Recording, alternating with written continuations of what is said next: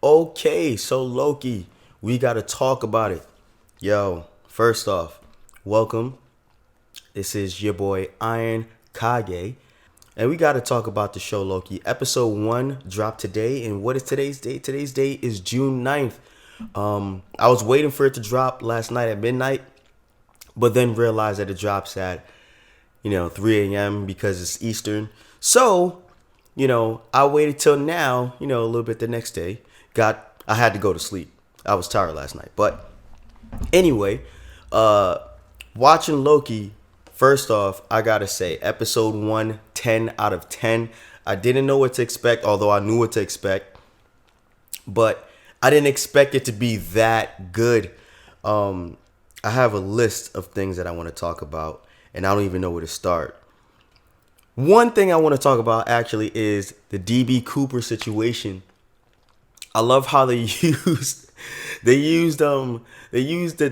DB Cooper storyline, which I've heard about plenty of times in the past, and I thought it was amazing. Like, yo, this is kind of cool or whatever. Not like I want to be a thief or something like that, like Lupin the Third, but the fact that they made Loki DP Cooper, I keep calling him DB Cooper, was hilarious. He lost a bet to Thor, did a heist to take American money back to Asgard for what reason?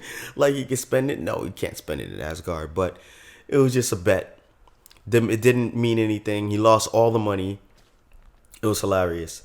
But yeah, what else do we have there? Something that I saw could be a little Easter egg within the multiverse, or should I say Spider-Verse, because on his paper it said all the way to 2099, and if anybody knows Spider-Man 2099, you have Miguel O'Hara, which is a Spider-Man of that time, and we're getting a lot of multiverse situations happening. They mentioned the multiverse here. We got Multiverse of Madness coming out with Doctor Strange.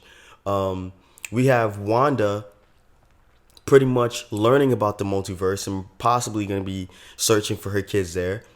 We have the Spider-Verse coming with a possible Tobey Maguire and Andrew Garfield Spider-Man from their Spider-Verse clashing into Spider-Man's verse. And that could also be the representation of the name for No Way Home.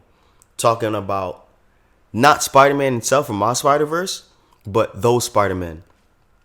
Some people may think it's the villains, like different villains coming from different universes, but I think it's more than just the villains. I think it's the villains as well as the other Spider-Man from the other Spider-Verses, which could complete a whole Sinister Six, from what we've got so far. If you remember in the what was it? Actually, Andrew Garfield's Spider-Man, they were building up to the Sinister Six.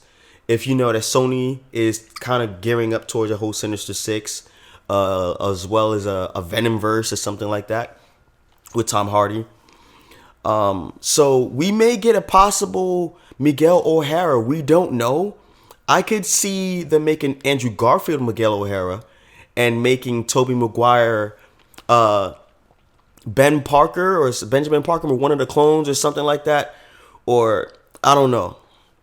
But either way, it would be kind of cool if they have like the OG Peter Parker be a different one, or they'll have Andrew Garfield play a different Spider-Man. I don't know. But whatever they do, I'm excited for it. We get to a point where it's hilarious. Loki's going through the whole TVA, like the whole process of getting stripped naked, saying like, oh, this is hilarious. This is pure Asgardian leather. And this machine is like, yeah, whatever. Just shreds it. And he's just like, yo, this is like high and mighty clothing, and you just shredded it to nothing. He falls through, and he gets right into a TVA jumpsuit. And he's just like, yo, what the hell? He goes through the whole process, seeing what everything he's ever said he had to sign for. He goes to the process of like finding this one guy is kind of hilarious. He's just raising hell the entire time. And they get to this part where there's like this line, but there's nobody in it. It's just those two. And one of the TVA agents is like, take a ticket. He's like, no, I'm not going to take a ticket. Get out of here. And leaves. Loki's like, why do I have to take a ticket? There's only two of us. He's like, yo, just take the ticket. Take the ticket. Loki's just like, you know what? I'm going to take the ticket. Something's telling me. I'm getting a little gut feeling about this. He takes the ticket and he goes. The original guy, or the first guy, walks all the way to the end of the line, argues with another TVA agent, calls him a buckethead, and this dude just erased him from the timeline. It just erased him in general. Just like, you know what? I ain't got time for this. You're not even going to see the judge. Bye. Loki sees that. He's like, holy crap. Yo, this is real. All right. Now, the only other time that Loki has seen something like that, it was on Sakaar in Thor Ragnarok. But that Loki hasn't seen Sakaar yet. So this Loki is seeing that for the first time. And I imagine he had the same exact reaction on Sakaar, which made him compliant. Like, hey, you know what? There's other powers out here in the universe that is way stronger than me. He's again realizing that he's not the head honcho. So he gets his ticket. He goes in. He gets judged. And they were about to reset him. Another person I want to talk about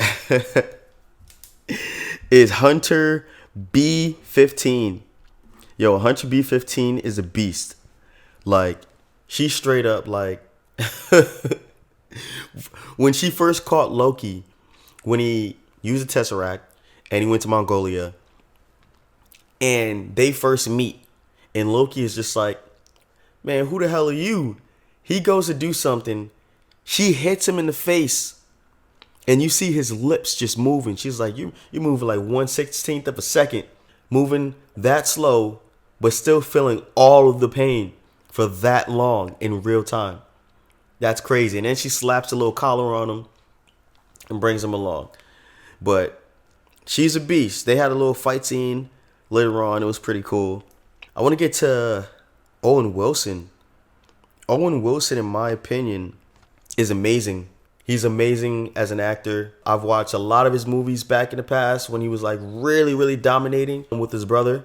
And bringing him to the MCU is, wow, a great choice. Great choice. Owen Wilson is selling this character to me. He's like, I feel like this show could be about Owen Wilson, and I'd like be that much invested as well as if I was watching Loki. You know, but having Loki and Owen Wilson together, their chemistry together, I love it. You know, so far. So I'm really happy that Owen Wilson is part of this whole process. But one thing that's kind of confusing me is that Owen Wilson, he's not your typical TVA agent. Now, when he was in France, let's talk about France for a second. Before he even went to the court, when he was in France and you see him on his other mission, he meets this little boy. Now, he shows his boy this crazy technology. And it's just like, wait a minute, this is 1546. Why is he showing this kid this? Is he not going to erase the kid or like reset the kid, or what's going to happen with the kid? Because technically, now this kid is a variant. This kid has seen some crazy-ish and is now diverting from his original timeline. Now, how big of a diversion that is, maybe it's not that crazy of a diversion that it's like they don't have to worry about it. Or maybe this kid is just the kid with the crazy story that no one believes, and he's just like, hey, you know what? That one time I saw aliens. And they're like, what? Yeah, they showed me this cool technology where he painted a man on a rock, and then he made that man turn to light, and that little light was walking in front of me. And they're like, man, nah, you crazy. You had something to drink, bro. He was like, I was in church. Or whatever. I don't know why I'm doing like a whole southern accent when like this kid was in France. But yeah, that was like that whole situation in France. That was hilarious. Continuing from like Owen Wilson showed that kid a little bit of technology. And not only that, when he pulled Loki from the court, he got the judge's favor, which is legal. He pulled Loki like he could be a help to his mission. And he started showing Loki his timeline. Things he's done in the past, where we see the whole DB Cooper situation from Avengers Endgame. I mean, not Avengers Endgame, of the first Avengers, where he's gotten caught. And he starts to see a little bit beyond that. And he's just like, wait a minute. I didn't see that. I mean, none of this really happened. Owen Wilson is just like, yeah, man, like, why do you like to hurt people? He's like really trying to get to the core of Loki. Like, yo, Loki, why do you do what you do and do you enjoy it? I want to know the real you. And my theory is that he's gearing Loki to be an agent of TVA, which we'll see because now he's like part of it or whatever. But I think that he was just like, hey, you know what? We're going to get you as a sub agent and eventually maybe a full agent. And he's showing Loki that like, hey, your destiny, you're destined to kill and do horrible things. You know, I know what your timeline is. It happens over and over and over and over and over again.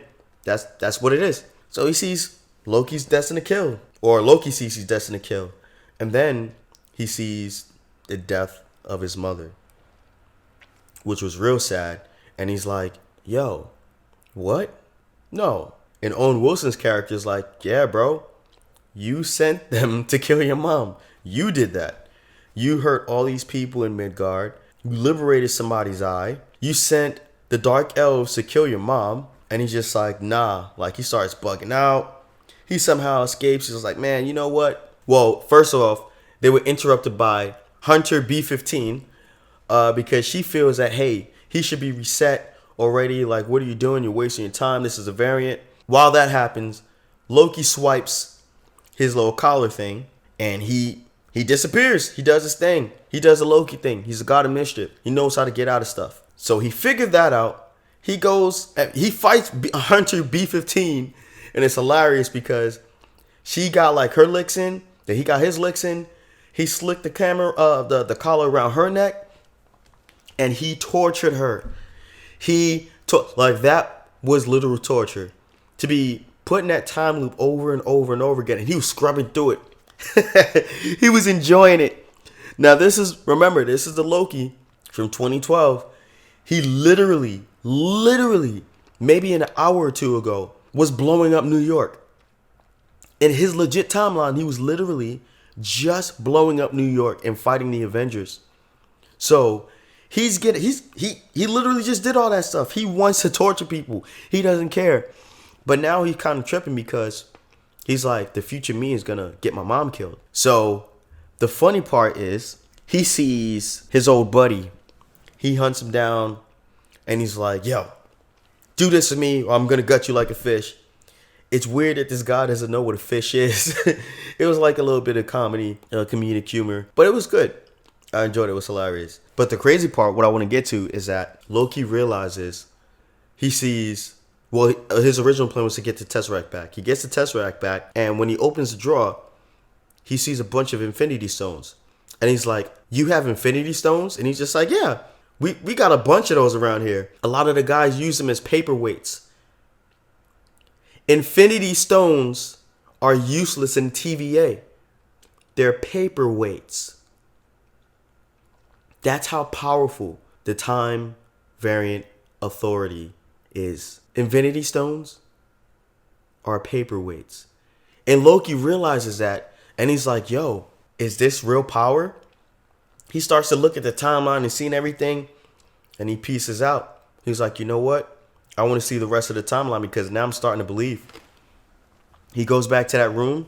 He saw Scrub. He went all the way back to see the death of his mom. And then he saw his father's death. He saw that he was a little bit responsible for that. Or maybe he doesn't know. I don't know yet. He did scrub through it. He watched his father die. Then he saw the unity between himself and his brother.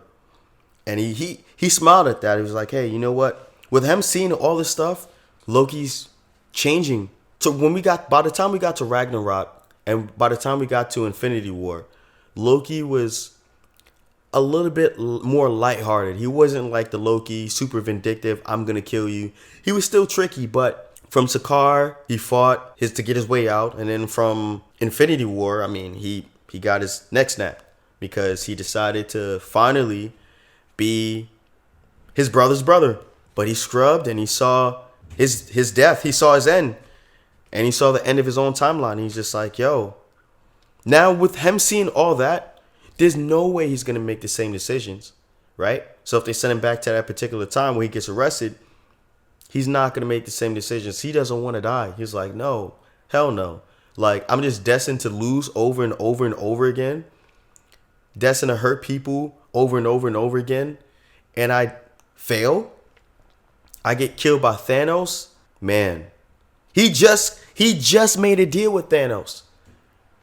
He was just commanding Thanos' army like not even a day ago. So he's just like, when he saw that, he was just like, oh snap.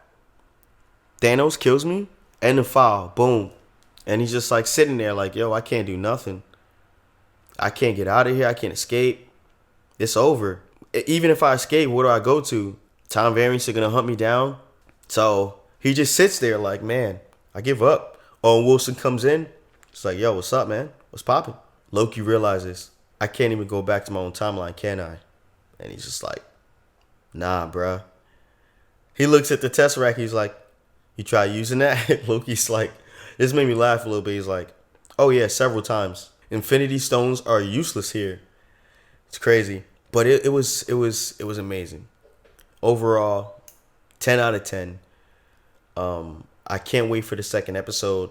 I'm glad that it was about 45 minutes. They gave us a proper long length episode. I can't wait to see more. We know that Loki's hunting Loki, and the time variant authority is hunting down Loki, or this variation of Loki. Now, we saw only a hooded figure, right? Some of us are guessing that it's a female version of Loki or a dark version of Loki. I'm kind of guessing or gearing towards a female version of Loki. Otherwise, they wouldn't just hide him. They'll probably just show like more of just a silhouette of his hair or his horns or something. We don't know. But this is going to be different. So we will see. So, yo, all I got to say is thank y'all for listening. I will catch y'all next time on episode 2 of this Loki series. Iron Kage out.